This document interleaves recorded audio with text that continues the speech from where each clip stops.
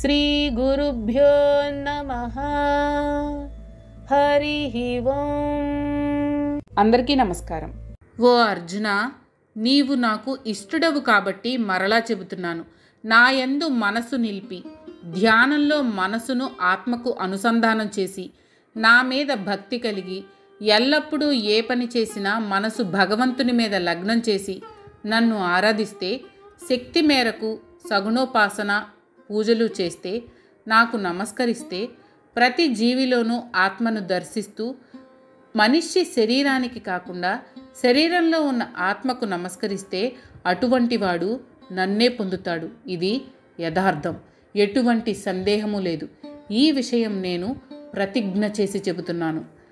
గీతలో ఉన్న అత్యుత్తమ శ్లోకాలలో ఈ శ్లోకం, దీని తర్వాతి శ్లోకం అగ్రభాగాన నిలుస్తాయి. శ్రీకృష్ణుడు అర్జునుడి ద్వారా మానవాళికి 3 లోకాలకు పరమాత్మ ఇచ్చే సందేశం ఇదే శ్లోకం మనకు రాజవిద్య రాజగుహ్య యోగంలో చిట్ట చివరి శ్లోకం. చివరి మాటల్లో కొంచెం తేడా తప్ప ఆ శ్లోకము ఈ శ్లోకము రెండూ ఒకటే. టీచరు పరీక్షల ముందు ఇంపార్టెంట్ క్వశ్చన్ చెప్పినట్లు కృష్ణ పరమాత్మ ఈ శ్లోకం చిన్న మాటల మార్పుతో మరలా చెప్పాడు.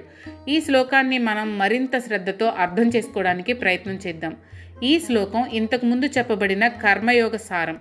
మొదటి పాదంలో మనం ఏం చెయ్యాలో, రెండవ పాదంలో దాని వలన ఏ ఫలం కలుగుతుందో వివరించాడు వ్యాసుడు. ముందు దేవుడి మీద ఆసక్తి చూపించు, దేవుణ్ణి సగుణాకారంతో ఆరాధించు, క్రమక్రమంగా నీ మనసు నా యందు నిలుపు, అంటే నీ మనసును ఆత్మకు అనుసంధానించు, ఆత్మయందు ఉంచు. ఇదంతా ఒక రోజులో జరిగే పని కాదు, క్రమక్రమంగా జరగాలి. అదే సంన్యాసము. చక్కగా ఉంచడం, చక్కగా కలపడం. ఇంకా నాయందు అంటే పరమాత్మయందు భక్తి కలిగి ఉండు. ఏ పని చేస్తున్నా మనసు నా మీదనే ఉంచు.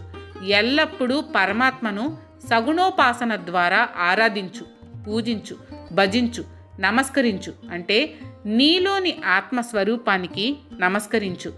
ఇందులో మరొక అర్థం కూడా ఉంది. సకల జీవరాశులలో పరమాత్మ ఆత్మస్వరూపుడుగా ఉన్నాడు కాబట్టి అందరూ ఆరాధ్యులే. కేవలం శరీరానికి కాకుండా అందరిలో ఉన్న ఆత్మస్వరూపానికి నమస్కరించు, అందరికీ భక్తితో నమస్కరించు. అప్పుడు ఇలా చేస్తే నన్నే పొందగలవు, నేను ఎవరో తెలుసుకోగలవు, అంటే ఆత్మ సాక్షాత్కారం అవుతుంది. నాకు అప్పుడు నీవు ఇష్టడు అవుతావు. ఇది అందరూ తెలుసుకోవలసిన, తెలుసుకుని ఆచరించాల్సిన సత్యం. ఇదే నా ప్రతిజ్ఞ. ఇంతకన్నా ఎవ్వరు మాత్రం ఏం చెప్తారు చెప్పండి? ఏ అధికారి దగ్గరకో, మంత్రి గారి దగ్గరకో, ముఖ్యమంత్రి దగ్గరకో, ప్రధానమంత్రి దగ్గరకో పోతే వాళ్ళు కూడా చూద్దాంలే అంటారు, కానీ ఖచ్చితంగా చెప్పరు. కానీ ఇక్కడ పరమాత్మ, నీవు ఈ పని చేస్తే నేను నిన్ను నా వాడిగా చేసుకుంటాను అని ప్రతిజ్ఞ చేస్తున్నాడు. దానికి చేయాల్సింది కూడా చాలా సులభం. నిరంతర ధార్మిక జీవనం గడపడం. ఏ పని చేసినా ధర్మంగా, న్యాయంగా, ఇతరులకు హాని కలగకుండా చేయాలి. తర్వాత శాస్త్రాలను అధ్యయనం చేయాలి. అదీ వీలు కాకపోతే వినాలి, అర్థం చేసుకోవాలి. తర్వాత పరమాత్మ గురించిన అసలైన జ్ఞానాన్ని సంపాదించాలి. తరువాత ప్రపంచంలో మనకు కావలసిన వస్తువులను సంపాదించడం ఎలా లక్ష్యంగా పెట్టుకుంటామో అలాగే పరమాత్మను పొందడం కూడా ఒక లక్ష్యంగా పెట్టుకోవాలి. క్రమక్రమంగా అన్ని లక్ష్యాలను వదిలిపెట్టి పరమాత్మను పొందడమే ఏకైక లక్ష్యంగా పెట్టుకోవాలి. తర్వాత నేనే పరమాత్మ స్వరూపుడను అని అహం బ్రహ్మాస్మి అనే స్థితికి చేరుకోవాలి. ఈ స్థితికి చేరుకోవాలంటే ముందు కర్మయోగపరమైన సులభమైన మార్గాలు చెబుతున్నాడు పరమాత్మ. మొదటిది ఆత్మలో మనసును నిలపడం, లగ్నం చేయడం. దీనికి ప్రాథమికంగా పరమాత్మయందు ఆసక్తి, అనురక్తి కలగాలి. శరీరాన్ని, మనసును నిగ్రహించి ధ్యానం చేయాలి. దీనికి అవసరమైంది మనకు ఇష్టమైన అర్చామూర్తిని ఎదురుగా పెట్టుకుని పూజించడం.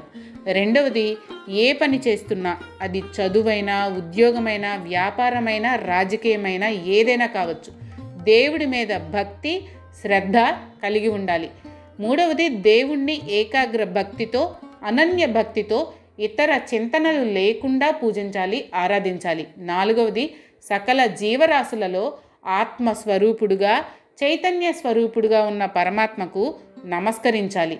ఈ పనులు సక్రమంగా చేస్తే పరమాత్మ భక్తుడి వశమవుతాడు. ఇది పరమాత్మ చేస్తున్న వాగ్దానం. కాబట్టి మానవుల కర్తవ్యం మనసును ప్రాపంచిక విషయాల నుండి, విషయ వాంఛల నుండి మరల్చి ఆత్మయందు ఉంచాలి. ఇది అంత తేలికైన విషయమేం కాదు, చాలా కష్టం. మిగిలిన విషయాలు అన్నీ సులభమే. కాకపోతే ఏకాగ్ర భక్తి ముఖ్యం. మోక్షం మేడీజీ చేశాడు పరమాత్మ, మనం అనుసరించడమే తరువాయి. ఈ శ్లోకం కర్మయోగాన్ని సూచిస్తుంది. మనం ఏం చేయాలి, ఏం చేస్తే ఏ ఫలితం కలుగుతుంది, అది ఎటువంటి ఫలితం అనే విషయాల్ని క్లుప్తంగా చెప్పాడు. తర్వాతి శ్లోకం కర్మయోగం ఆచరించిన తర్వాత కలిగే జ్ఞానయోగాన్ని సూచిస్తుంది. సర్వధర్మములను వదిలిపెట్టి నన్ను అనగా పరమాత్మను ఏకాగ్ర భక్తితో శరణుజొచ్చు. నేను నిన్ను సకల పాపాల నుండి విముక్తుణ్ణి చేస్తాను, నీకు మోక్షాన్ని ప్రసాదిస్తాను, నువ్వు శోకించవద్దు. ఈ శ్లోకంలో జ్ఞానము అనే పదం వాడకుండా జ్ఞానయోగం గురించి బోధించాడు పరమాత్మ. 2వ అధ్యాయం 11వ శ్లోకంతో కృష్ణుడు గీతాబోధ మొదలుపెట్టాడు. ఆ శ్లోకంలో ఆఖరి పదం నాను శోచంతి అంటే శోకము చెందకు. 18వ అధ్యాయం 66వ శ్లోకంతో గీత పూర్తవుతుంది. అందులో ఆఖరి పదం మా శుచః అంటే శోకించకు అని అర్థం. అంటే మానవుల సహజ లక్షణం సుఖంగా ఉండడం. మానవులందరూ శివస్వరూపులు. శివ అంటే ఆనందం. మనందరం ఆనంద స్వరూపులం. శోకం మన లక్షణం కాదు, మనం అనవసరంగా శోకాన్ని తెచ్చిపెట్టుకుంటున్నాం అని భావన. ధర్మంగా, న్యాయంగా మానవ ప్రయత్నం చేస్తూ మిగిలిన భారం అంతా భగవంతుని మీద వేసి మనం సుఖంగా ఉండాలి, ప్రశాంతంగా ఉండాలి, మనసులో కల్మషం ఉండకూడదు అని గీతాసారం. పల్లెటూళ్ళలో ఏమీ చదువుకోని వాళ్ళు, పామరులు కూడా దేవుడి మీద భారం వేసి నిశ్చింతగా ఉంటే అంతా ఆయనే చూసుకుంటాడు అని అనడం, స్వామి అంతా నీదే భారం, నాదేం లేదు అని అనడం మనం వింటూ ఉంటాం. గీతాసారం అంతా ఏమి చదువుకొని ఆ పామరులు 2 ముక్కల్లో చెప్తుంటే ఆశ్చర్యం వేస్తూ ఉంటుంది.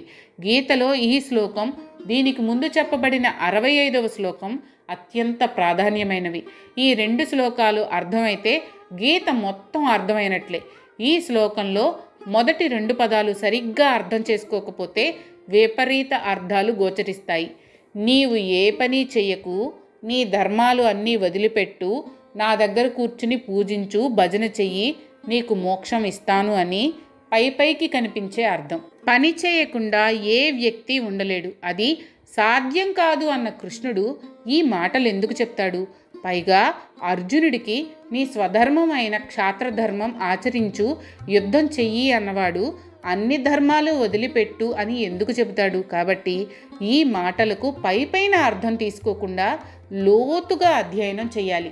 సర్వధర్మాన్ పరిత్యజ్య అంటే ఏ పని చేయకుండా సోమరిగా కూర్చోవడం కాదు. మానవులకు కొన్ని ధర్మాలుంటాయి, వాటిని మానవులు ఆచరించాలి. వాటినే నిత్య నైమిత్తిక కర్మలు అంటారు. నిత్య కర్మలు అంటే ప్రతిరోజు చేసేవి. స్నానం, సంధ్యావందనం, పూజ, వేదశాస్త్రాలు చదవడం. నైమిత్తిక కర్మలు అంటే ఏదో ఒక నిమిత్తంతో చేయాల్సినవి. పుట్టగానే జాతక కర్మలు, ఉపనయనము, మరణిస్తే అంత్యక్రియలు, మాసికాలు, ఆబ్దికాలు ఇలాంటివి. జీవన్ముక్తుడు అయిన తర్వాత ఇవి చేయకపోయినా పర్లేదు, కానీ సామాన్య మానవుడు ఇవన్నీ చేయాలి. అయితే కేవలం ఇవి ఆచరిస్తేనే మోక్షం రాదు. ఈ నిత్య నైమిత్తిక కర్మల కంటే భగవంతుని మీద అనన్య భక్తి, ఏకాగ్ర బుద్ధి కలిగి ఉండడం ఉత్తమం. భగవంతుని మీద ఏకాగ్ర బుద్ధి, శ్రద్ధ, మనోనిగ్రహం, ఇంద్రియ నిగ్రహం సాధిస్తే నిత్య నైమిత్తిక కర్మలు చేయకపోయినా పర్వాలేదు అని అర్థం. కాబట్టి మనం సర్వధర్మాన్ పరిత్యజ్య అంటే పరమాత్మ సోమరితనాన్ని ప్రోత్సహిస్తున్నాడు అని అనుకోకూడదు. ఏ కర్మ చేసినా దానిని నేను చేస్తున్నాను అనే అహంకారము, కర్తృత్వ భావన లేకుండా చేయాలి. అప్పుడు ఆ కర్మల బంధనాలు మనల్ని అంటవు. ఆ కర్మలు చేసినా చెయ్యనట్లే లెక్క. ఈ విధంగా సర్వధర్మాన్ పరిత్యజ్య అనే పదాలు అర్థం చేసుకోవాలి. కానీ మనం మాత్రం అదే చేస్తున్నాం. అంతా నేనే చేస్తున్నాను, అంతా నా వల్లనే జరుగుతుంది అనే భావనతో ఉన్నాం. గుడికి పోయి టెంకాయ కొట్టి అరటిపళ్ళు పెట్టి దేవుణ్ణి అంతులేని వరాలు కోరుతూ ఉంటాం. నారు పోసినవాడు నీరు పోయకపోతాడా అనే శుష్క వేదాంతాన్ని పట్టుకుని వేలాడుతూ ఉంటాం. కర్తవ్య కర్మలను మర్చిపోతున్నాం. అదే మన అజ్ఞానం. గజేంద్రుడు కూడా తాను మొసలితో పోరాడి పోరాడి అలసిపోయి తన కర్తవ్యాన్ని నెరవేర్చి అప్పుడు నీవే తప్ప నితఃపరంబెరుగా అంటూ పరమాత్మకు శరణాగతుడయ్యాడు. అంతేకాని మొసలి తన కాలు పట్టుకోగానే దేవుడా నన్ను రక్షించు అని మొరపెట్టుకోలేదు. విద్యార్థులు కూడా సంవత్సరం అంతా చదవకుండా అడ్డమైన చెడు తిరుగుళ్ళు తిరిగి పరీక్షలు నెల రోజులు ఉండగా పుస్తకాలు ముందేసుకుని కూర్చోవడం, ఆలయాల చుట్టూ తిరగడం కర్తవ్య నిష్ట అనిపించుకోదు. సంవత్సరం అంతా క్రమం తప్పకుండా స్కూలుకు పోయి మాస్టారు చెప్పిన పాఠాలు శ్రద్ధగా విని రాత్రి వాటిని మననం చేసుకుంటూ పరీక్షల సమయంలో భగవంతుని మీద మనసుని లగ్నం చేస్తే పరీక్షలు రాస్తే పరమాత్మ కూడా అతనికి సహాయం చేస్తాడు. చదివినవి గుర్తుకొస్తాయి, చక్కని ఫలితాలు వస్తాయి. కాబట్టి మనం కూడా ముందు మన కర్తవ్యాన్ని శ్రద్ధతో నిష్ఠతో నెరవేర్చాలి. ఫలితం భగవంతునికి వదిలిపెట్టి నిశ్చింతగా ఉండాలి. సర్వధర్మాన్ పరిత్యజ్య అంటే మరొక అర్థం కూడా చెప్పుకోవచ్చు. మనకు 2 మార్గాలు ఉన్నాయని చెప్పుకున్నాం కదా. ఒకటి ప్రవృత్తి మార్గం, 2 నివృత్తి మార్గం. సర్వధర్మములు అంటే ప్రవృత్తి మార్గంలో లభించేవి. ప్రాపంచిక విషయాలు, విషయవాంఛలు, బంధుమిత్రులు, ఆస్తి, ధనము, బంధనాలు ఇవన్నీ వదలాలి. ఊరికే వదిలితే సరిపోదు. పరమాత్మను శరణు వేడాలి. నీవే తప్ప నితఃపరంబెరుగా అనే స్థాయికి చేరుకోవాలి. అప్పుడు మనం ఏం చేసినా ఆ పాపం మనకు అంటదు. అంటే అకృత్యాలు చేయమని కాదు, ఆ స్థాయికి చేరుకున్నవాడు దుర్మార్గాలు, అకృత్యాలు చేయాలన్నా చేయలేడు. పరమాత్మను పట్టుకున్నవాడికి చిన్న చిన్న ధర్మాలు, పూజలు, వ్రతాలు చేసి ప్రయోజనం లేదు. గంగానది పక్కన ఉన్నవాడికి బావి నీళ్లతో పని లేదు. అందుకే సన్యాసులు ఏమీ చెయ్యరు. కేవలం పరమాత్మను మనసులో నిలుపుకొని ధ్యానిస్తూ ఉంటారు. కానీ మనం సన్యాసులం కాదు కదా, సంసారంలో ఉన్నాం. కాబట్టి మనం కర్మలు చేయాలి, తప్పదు. కర్మలు చేయకుండా ఒక్క క్షణం కూడా ఉండలేము అని ఇదివరకే చెప్పారు కదా పరమాత్మ. ఆ కారణం చేత ఇక్కడ సర్వధర్మాన్ పరిత్యజ్య అంటే సర్వధర్మములను ఆచరిస్తూనే వాటిని నేను చెయ్యడం లేదు, అన్నీ ప్రకృతి సిద్ధంగా జరుగుతున్నాయి, నేను కేవలం సాక్షిగా చూస్తున్నాను అనే భావన అలవరుచుకోవాలి. నేను చేస్తున్నాను అనే కర్తృత్వ భావన వదిలిపెట్టాలి. ఎందుకంటే ఆత్మ వేరు, శరీరం వేరు. మనస్సు, బుద్ధి, అహంకారాలు, శరీరము ఇవే పనులు చేసేది. గుణేషు వర్తంతే అని ఇదివరకే చెప్పబడింది. అంటే మనలో ఉన్న సత్వ రజస్తమో గుణములు బయట ప్రకృతిలో ఉన్న రజస్తమో గుణములతో చేరి ప్రవర్తిస్తున్నాయి. దాని వలన కర్మలు జరుగుతున్నాయి. ఉదాహరణకు సత్వగుణం కలిగిన అందమైన వస్తువును కానీ పువ్వును కానీ చూసి మనలో ఉన్న సత్వగుణం దానిని చూడమని, దాని దగ్గరకు వెళ్ళమని సూచిస్తుంది. అప్పుడు మనం దాని దగ్గరకు వెళతాం. కానీ రజోగుణము, తమోగుణము కలిగిన పావును, పులిని చూసి మనలో ఉన్న రజస్తమో గుణాలు దానిని చంపు లేకపోతే పరుగెత్తు అని సూచిస్తాయి. వెంటనే మనం ధైర్యం ఉంటే కత్తో కర్రో తీసుకుంటాం, లేకపోతే పరుగులంకించుకుంటాం. ఇవన్నీ ఆత్మ కేవలం సాక్షి మాదిరి చూస్తూ ఉంటుంది. కాబట్టి మనం స్వధర్మనిష్ట కలిగి ఉండాలి. కర్మలు చేయాలి, కానీ అవన్నీ మనలో ఉన్న గుణాల ప్రభావంతో ప్రకృతి సిద్ధంగా జరుగుతున్నాయి. కానీ వాటిని నేనే చేస్తున్నాను అని అనుకోకూడదు. నేను వేరు, శరీరం వేరు అనే జ్ఞానాన్ని కలిగి ఉండాలి. ఈ విషయాలను తెలుసుకోవాలి అంటే ఆత్మజ్ఞానం కలిగి ఉండాలి అనే అర్థాన్ని ఈ సర్వధర్మాన్ పరిత్యజ్య అనే పదాలు స్ఫురింపచేస్తున్నాయి. మామేకం అంటే పరమాత్మను ఒక్కడినే శరణు వేడాలి. అనన్య భక్తి కలిగి ఉండాలి. మనసు చంచలం కాకూడదు.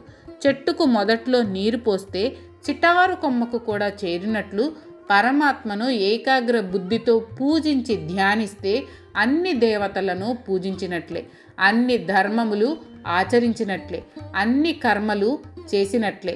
ఆకాశం నుండి భూమి మీద పడిన నీరు నానా విధాలుగా సముద్రం చేరినట్లు మనం ఎంతమంది దేవతలను దేవుళ్లను వివిధ రకాలుగా పూజించినా అవి అన్నీ కూడా ఆ పరమేశ్వరునికే చేరతాయి. అందుకే మాం ఏకం అని వాడారు. ఇక్కడ ఏకం అంటే నన్నే పూజించు అని కాదు, అన్ని దేవతా స్వరూపాలు ఆయన రూపాలే. ఏకమేవ అద్వితీయం బ్రహ్మ అంటే బ్రహ్మము ఒక్కటే, ఇద్దరు కాదు అనే స్థితికి చేరుకోవాలి. దేవుళ్ళ మధ్య భేదభావాన్ని వదిలిపెట్టాలి. దానికి ఫలితం ఏంటి అంటే అహం త్వా సర్వ పాపేభ్యో మోక్షయిష్యామి అంటే మానవులు తమ సమస్త పాపాల నుండి విముక్తులవుతారు. సంసార బంధనాల నుండి, ప్రాపంచిక విషయాల నుండి, విషయ వాంఛల నుండి ముక్తి కలుగుతుంది. ఆ బాధ్యత ఆయన తీసుకుంటాడు. మనం చేయాల్సింది చేస్తే ఆయన చేయాల్సింది ఆయన చేస్తాడు. మనం ఏమీ చేయకుండా అంతా దేవుడే చూసుకుంటాడు అని అనుకోవడం సోమరితనానికి దారితీస్తుంది. కృష్ణుడు అర్జునుణ్ణి తన కర్తవ్యాన్ని నెరవేర్చమన్నాడే కానీ సోమరిగా కూర్చోమనలేదు. ఆఖరున మాసుచహ అంటే అర్జున శోకించకయ్యా, నాకు ఏడవడం అంటే పడదు అని అన్నాడు కృష్ణుడు. ఇందాక చెప్పినట్లు సంతోషంగా ఉండడం మానవుల లక్షణం. దుఃఖాలు మనం తెచ్చిపెట్టుకుంటున్నాం. అర్జునుడు కూడా జరిగినవి, జరగబోయేవి ఏవేవో ఊహించుకుని బాధపడుతున్నాడు. అవి వదిలిపెట్టు, భారం నా మీద వేసి యుద్ధం చెయ్యి, నీ ధర్మం నెరవేర్చు, నీకు ఏ పాపమో అంటదు అని బోధించాడు కృష్ణుడు. ఈ 2 శ్లోకాలు భగవద్గీత సారం మొత్తాన్ని తీసుకొచ్చి మన కళ్ళెదురుగా పెడతాయి. వీటిని విని అర్థం చేసుకుంటే చాలు, భగవద్గీత అంతా అర్థమైనట్లే లెక్క. జై శ్రీకృష్ణ. మీకు కనుక ఈ వీడియో నచ్చినట్లయితే లైక్ చేయండి. అలాగే మీ ఫ్యామిలీ అండ్ ఫ్రెండ్స్కి షేర్ చేయండి. ఛానల్లో కొత్త నోటిఫికేషన్స్ కోసం సబ్స్క్రైబ్ చేయండి. అలాగే పక్కనే ఉన్న బెల్ ఐకాన్ని ట్యాప్ చేయండి.